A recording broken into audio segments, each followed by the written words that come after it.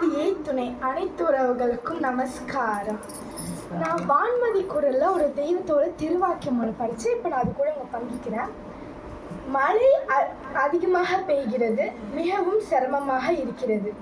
வெயில் கடுமையாக கொளுத்துகிறது, பொறுக்க முடியவில்லை என்று சலித்துக் கொள்ளாதே. எது எது எப்படி நடத்த வேண்டும் என்பது இறைவனுக்கு நன்றாக தெரியும். நீ அவனுக்கு புத்தி சொல்ல தேவையில்லை. உப்பள வியாபாரி தனது களத்தில் உள்ள உப்பு கரையாமல் இருக்க மழை வேண்டாம், வெயில் நன்றாக காய்தல் வேண்டும் என பிரார்த்திக்கிறான். விவசாயி வயலில் வாடும் பயிர்களுக்கு வெயில் மழை பெய்ய வேண்டும், மழை பெய்தால் தேங்காய் உடைக்கிறேன் என்கிறார். இதில் இறைவன் எதை செய்வான்? இரண்டையும் செய்ய மாட்டான்.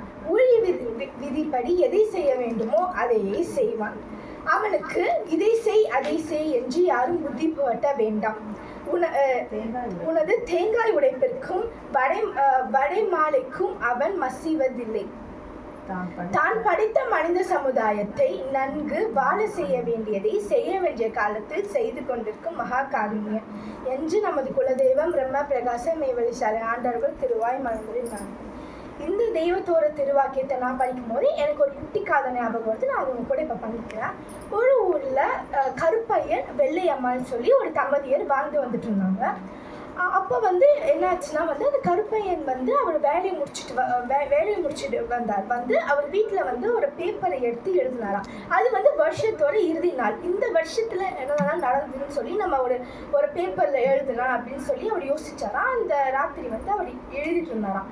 அவர் ஒரு காட்டன் மில் மாதிரி அவர் வச்சிருக்காராம். அப்போ அவர் ஃபஸ்ட்டு எழுதினால இன்னைக்கு அவர் அவருடைய அந்த பஞ்சு மில் என்னாச்சா இந்த வருஷத்தில் எரிஞ்சிருச்சு. அதனால அவருக்கு நிறைய லாஸ் ஆச்சு அப்படின்னு சொல்லி அவர் எழுதினாராம். முதல் விஷயம். ரெண்டாவது விஷயம் அவர் என்ன எழுதினாருன்னா அவங்களோட ஒய்ஃப் ரொம்ப நாளாக வயிற்று வலியில் ரொம்ப வருஷமாக ரொம்ப கஷ்டப்பட்டுட்டு இருந்தாங்களாம். ஆனால் கடைசியில் அது என்னன்னா அவங்களுக்கு கர்ப்பப்பையில் கேன்சர் இருந்துதான். அது நவீன சிகிச்சை மூலமாக அவங்க அது சரிப்படுத்திட்டாங்க. ஆனால் அதுக்கு மருத்துவ செலவு ரொம்ப அதிகமாச்சு அப்படின்னு சொல்லி அவர் எழுதினாராம். மூணாவது விஷயம் என்னாச்சா அவர் பையன் ஒரு பெரும் விபத்தில் மாட்டிக்கிட்டாரா. ஆனால் அவர் அப்படி இருக்கும்போது அவர் காரில் தான் போனாராம். அப்படி இருக்கும்போது என்னாச்சா அவர் கால் உடஞ்சி கொஞ்சம் அவர் கால் கையெல்லாம் உடஞ்சி அதுவும் மருத்துவ செலவாச்சு. அதுக்கப்புறம் அவர் காருக்கும் நிறைய டேமேஜ் ஆச்சு அப்படின்னு சொல்லி அவர் எழுதினாராம். நாலாவது அவங்க அம்மாவும் அடக்கமாயிட்டாங்க அப்படின்னு சொல்லிட்டு அவர் எழுதினாராம். இதெல்லாம் இந்த வருஷம் அவர் எழுதினாரா. இந்த வருஷம் எனக்கு ரொம்ப கஷ்டமான விஷயம். நான் நிறைய விஷயங்களை இழந்திருக்கேன். எனக்கு கடவுள் ரொம்ப இறக்கமே காட்டல. மொத்தத்தில் எனக்கு இது ரொம்ப மோசமான விஷயம் அப்படின்னு சொல்லி அந்த பேப்பரை எழுதி வச்சு அவர் தூங்கிட்டாராம். அடுத்த நாள் காலையில் அவங்க மனைவி என்ன பண்ணாங்க, புது வருஷன்றதுனால பால் பாயசம் செஞ்சு எடுத்துகிட்டு டேபிளில் வச்சாங்களாம். அப்போ டேபிளில் வச்சும்போது அவர் என்னென்ன பேப்பரில் எதுவும் எழுதிருக்கேன்னு சொல்லி இதெல்லாம் பார்த்து படித்தாங்களாம். படிச்சுட்டு அவங்க என்ன பண்ணாங்களோ அவங்க ஒரு பேப்பரில் அவர் எழுதின மாதிரியே சொல்லி கொஞ்சம் சில விஷயங்கள்லாம் எழுதி வச்சாங்களாம். அந்த மனைவி என்ன எழுதுனாங்கன்னா இந்த வருஷம் எங்களோட காட்டன் அந்த மில் தீ பிடிச்சி எரிஞ்சிருச்சு. ஆனால் நல்ல வேலை பக்கத்தில் இருக்கிற எந்த மக்களுக்கும் யாருக்குமே எந்த ஆபத்தும் வரலை அப்படின்னு சொல்லி சொன்னாங்க. அதுவும் இல்லாமல் இன்சூரன்ஸ் அங்கே இருந்ததுனால எங்களுக்கு இன்சூரன்ஸ் உங்களுக்கு இருந்தது அப்படின்னு சொல்லி எழுதி வச்சாங்களாம். ரெண்டாவது என்னோட மனைவிக்கு ரொம்ப நாளாக அவர் வயிற்று வலியில் கஷ்டப்பட்டுட்டு இருந்தா. ஆனால் அதோட தீர்வு எங்களுக்கு இந்த வருஷம் கிடச்சிது.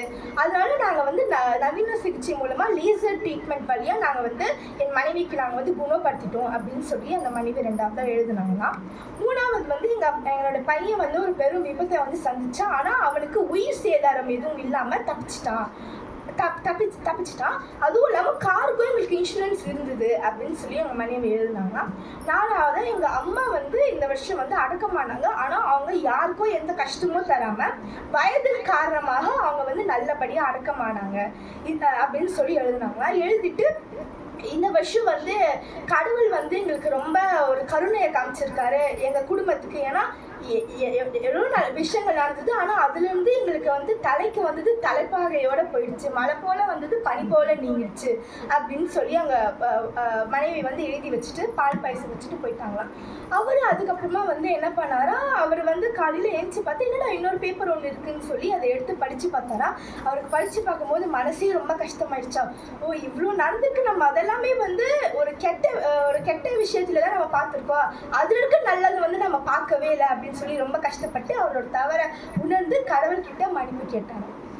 உறவுகளே, ஸோ இந்த கதையில நமக்கு என்ன புரியுது, நம்மளும் அதே மாதிரி தான். நமக்கு வாழ்க்கையில் எவ்வளோ நல்லது நடந்தாலும் ஏதாச்சும் ஒரு சின்னதாக ஒரு கஷ்டம்னா கூட உடனே இந்த கடவுளை வந்து குறை சொல்லிட வேண்டியது. எனக்கு கடவுளுக்கு கண்ணே இல்லை, எனக்கு நல்லதே பண்ண மாட்டேன்றார் அப்படின்னு சொல்லி பண்ணிடுது அப்படின்னு சொல்லி நம்ம வந்து சொல்லிடுறோம். இப்போ வந்து ஒரு பேப்பரில் வந்து ஃபுல்லாக அப்படியே வெள்ளையாகவே இருக்கும், ஆனால் ஒரே ஒரு கருப்பு இங்க் அதில் பட்டால் கூட என்ன இந்த இதில் வந்து இங்க் இருக்குது, எனக்கு புது பேப்பர் வேணும்னு சொல்லி நம்ம வந்து கேட்குறோம்.